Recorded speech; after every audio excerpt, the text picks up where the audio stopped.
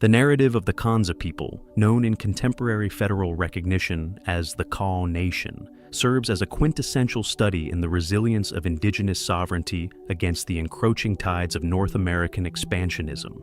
Historically designated as the Kaáⁿze, or the people of the South Wind, this Siouan-speaking nation once maintained an extensive domain across the Great Plains, a territory that would eventually lend its name to the state of Kansas. The following report provides an exhaustive analysis of the Kaw Nation's historical trajectory, cultural matrix, and modern-day revitalization, serving as a master narrative for a comprehensive documentary project.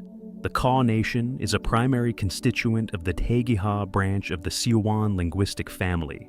This grouping, which includes the Osage, Omaha, Ponca, and Quapaw, shares a common ancestral origin that linguists and oral historians trace back to the Ohio and Wabash River valleys.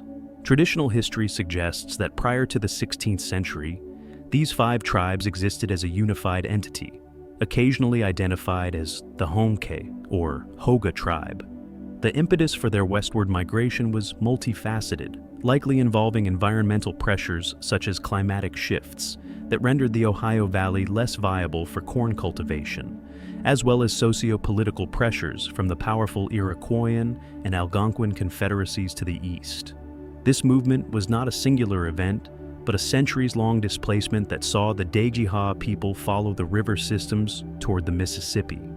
Upon reaching the confluence of the Mississippi and the Ohio rivers, the first major divergence occurred.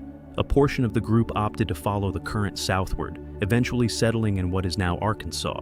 These people became the Quapaw, a term meaning downstream people. The remaining collective, the upstream people, ascended the Mississippi to the mouth of the Missouri River. At this juncture, another division took place. The Omaha and Ponca continued their journey northward along the Missouri, while the Kanza and Osage moved westward along the Osage and Kansas rivers. The final separation between the Kanza and the Osage is traditionally sited at the junction of the Kansas and Missouri rivers. While the Osage moved south into the Ozark Highlands and the prairies of southern Missouri, the Kanza established their hegemony over the northern and eastern regions of present-day Kansas, extending their influence into the southern reaches of Nebraska. By the mid-18th century, the Kanza had become a distinct entity, their language Kaáⁿze, diverging from their Dhegiha relatives to the point where it was no longer mutually intelligible with the Quapaw or Omaha Ponca dialects. The cultural identity of the Kanza was forged in the tallgrass prairies and riverine ecosystems of the Great Plains. Their lifestyle was semi-sedentary, a strategic adaptation that balanced the stability of agricultural villages with the seasonal mobility required for large-scale bison hunting. This dual economy allowed the Kanza to maintain high nutritional standards and a robust population prior to European contact. The primary dwelling of the Kanza was the Earth Lodge, a sophisticated architectural form shared with other Plains tribes. These lodges were dome-shaped, semi-permanent structures built from a framework of heavy timbers covered with layers of willow branches, grass, and earth. A single lodge could accommodate 2 or 3 families, fostering a communal living environment that prioritized kinship ties. Villages were typically located in protected river valleys where the soil was fertile for the cultivation of corn, beans, and squash, crops that formed the backbone of the tribe's diet alongside gathered wild fruits and nuts. Kanza spirituality was deeply animistic, rooted in the belief that a sacred energy, or great mystery, known as Wakan or Wakanda, permeated all existence. This force was not a singular deity in the Western sense, but a collective holiness residing in the sun, light, darkness, and the wind, particularly the south wind, which was seen as a powerful environmental and spiritual guide. A central element of this spiritual life was the vision quest, Hanblechea in related Siouan traditions, an initiatory rite for adolescent boys.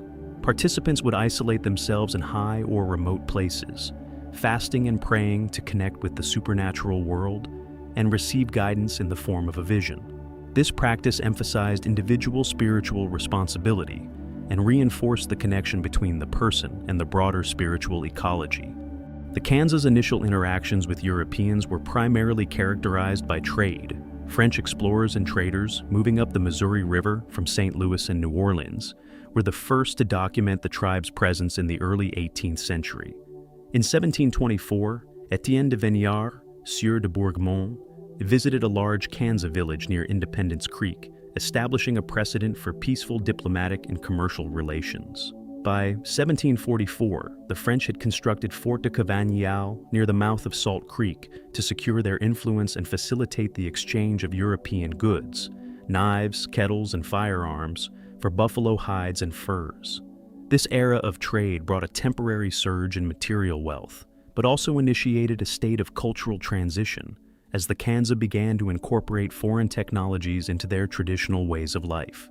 The 1803 Louisiana Purchase transferred nominal control of Kanza lands from France to the United States, a transaction that occurred without the knowledge or consent of the Kanza people. In 1804, the Corps of Discovery, led by Meriwether Lewis and William Clark, traversed the region. While they did not have a formal council with Kanza leaders, the tribe was then engaged in a summer buffalo hunt. Their journals provide the first detailed American descriptions of Kanza territory. Clark's entries from July 4, 1804, describe the beautiful plains and the ruins of abandoned Kanza villages, noting that the tribe must have been numerous at one time. Despite the absence of the Kanza, the expedition maintained a high state of military readiness, building breastworks of timber for defense near the mouth of the Kansas River, reflecting the Kanza's reputation as a fierce and warlike people. The report sent back to President Thomas Jefferson highlighted the Kanza's strategic control of the river valleys, marking them as a primary obstacle to the American vision of westward expansion. The most devastating consequence of contact was the introduction of Old World diseases to which the Kanza had no immunity. Smallpox arrived in 1755, followed by recurrent outbreaks of cholera and influenza. The impact was catastrophic. By the time of the Lewis and Clark expedition, the Kanza population had already been halved, falling to roughly 1,500 people. In some periods, the mortality rate was so high that 1 in every 2 Konza males was lost within a 10-year span. This loss of life decimated the tribe's ability to defend its borders and maintain its traditional social structures, setting the stage for the era of land cessions and forced removal. The 19th century was defined by a series of one-sided treaties that systematically stripped the Konza of their 20 million acre domain. These agreements were driven by the American concept of manifest destiny, which viewed Konza grasslands as rich and exuberant soils, ripe for white agricultural settlement and railroad development. The first major cession occurred in 1825, following the opening of the Santa Fe Trail, which bisected Kanza hunting grounds. The U.S. government pressured the Kanza into ceding nearly 18 million acres, reducing their territory to a 30-mile-wide reservation of 2 million acres located west of Topeka. This treaty also served the purpose of creating a space for eastern tribes, such as the Shawnee and Delaware, who were being removed from the Great Lakes and Ohio Valley. As a concession for his support of the treaty, Chief White Plume secured 640-acre half-blood plots for 23 of his descendants. While these plots provided temporary land security for a small faction, they caused significant internal strife, as the majority of the tribe was forced onto communal lands that were increasingly encroached upon by illegal white squatters. The promised $3,500 annual annuity was frequently delayed or stolen by corrupt agents, leaving the Konza in a state of growing poverty and dependency. As the pressure for settlement intensified, the Konza were forced to the treaty table again. The 1846 treaty required the sale of the 2 million acre reservation for 10 cents an acre, further reducing their land to 256,000 acres near Council Grove, Kansas. This new reservation was also a target for speculation. By 1859, the Kanza were left with only 80,000 acres of the poorest land, subdivided into 40-acre plots that were far too small to support a family through farming. During this period, the U.S. government's policy shifted from encouraging sedentary farming to actively forcing it. The Kanza were no longer seen as partners in trade, but as impediments to the railroad and mining interests that coveted their remaining land. The result was a period of extreme hardship characterized by starvation, as the Kanza were effectively cut off from the bison herds that had once sustained them. The final expulsion of the Kanza from the state that bears their name was codified in 1872. Despite the vehement protests of Chief Alagawaho, who famously told government agents that the whites have made attempts to buy my land, but I have refused to listen to them, the U.S. Congress passed the Kaw Land Bill. This legislation authorized the appraisal and sale of the Kansas remaining Kansas lands to satisfy the demands of settlers and railroad speculators.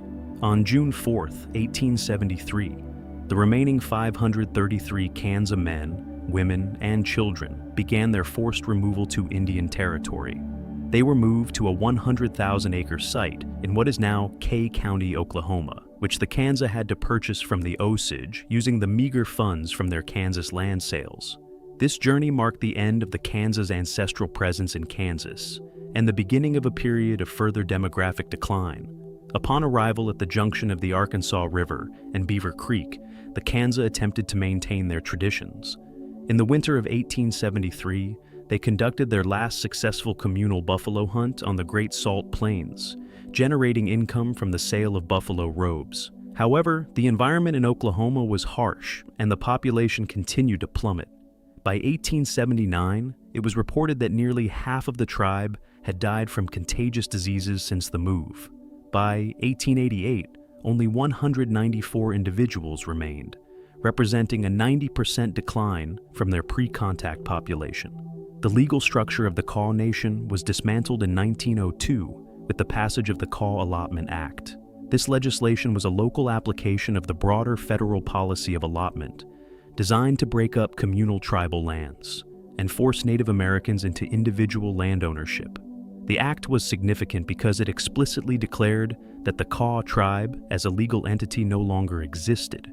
The 100,000-acre Oklahoma reservation was divided among the 249 individuals on the final tribal rolls, with each receiving roughly 400 acres. The remaining lands were designated for government use or sold to white settlers. For much of the early 20th century, the Kaw Nation had no recognized tribal government, and its people were subjected to the full force of federal assimilation policies. The drafting of the 1902 Act was influenced by Charles Curtis, a tribal member who rose to unprecedented heights in the American political system. Born in 1860 in North Topeka to a Kaw mother, Curtis grew up on the Kaw reservation before pursuing a career in law and Republican politics. He served as a congressman, a senator, and eventually as the 31st Vice President of the United States under Herbert Hoover. Curtis was a proponent of assimilation, believing that individual land ownership and Western education were the only paths to survival for Native people. His legacy is deeply contested.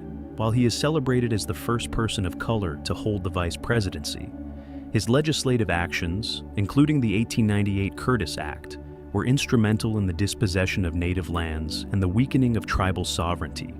Curtis remained culturally connected to his Kaw relatives, often displaying tribal artifacts in his Washington office, yet his political work facilitated the very system that sought to eradicate tribal identity. The middle of the 20th century saw the first stirrings of a Kaw renaissance. In the 1920s, Lucy Taya Eads was elected as the tribe's first female chief and petitioned the federal government for recognition, though her efforts were initially denied based on the 1902 allotment agreement.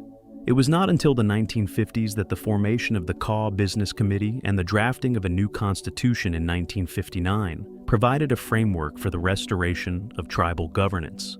In the 1970s, the Kaw Nation faced yet another challenge when the U.S. Army Corps of Engineers announced plans to create Kaw Lake, a reservoir that would flood the tribal town of Washunga and the original Kaw Cemetery. The tribe was forced to relocate their headquarters to Kaw City and Newkirk, Oklahoma.